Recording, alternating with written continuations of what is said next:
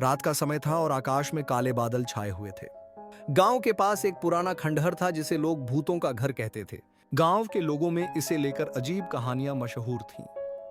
एक रात साहसी युवक अर्जुन ने उस खंडहर में जाने का निश्चय किया।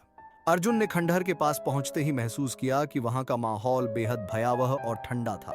जैसे ही उसने दरवाजे को खोला, एक तेज चीख सुनाई दी। भीतर घुसते ही उसे अजीब सी ठंडी हवा ने घेर लिया।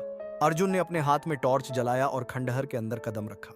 चारों ओर अजीब आवाजें गूंज रही थीं। अचानक दीवारों पर खून के निशान दिखाई देने लगे और अजीबोगरीब परछाइयां दिखने लगी।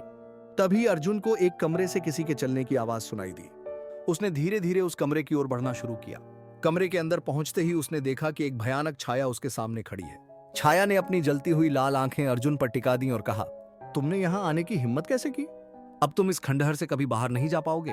अर्जुन ने भागने की कोशिश की, लेकिन दरवाजे अपने आप बंद हो गए। छाया ने अपनी जादुई शक्ति से अर्जुन को जकड़ लिया और उसकी आत्मा को अपने कब्जे में कर लिया। अगले दिन गांव वाले अर्जुन को ढूंढने निकले, लेकिन उसे कहीं नहीं पाया। कहा जाता है कि अर्जुन की आत्मा अब भी उस खंडहर में भटकती है और रात के समय वहां से चीखें सुनाई देती हैं।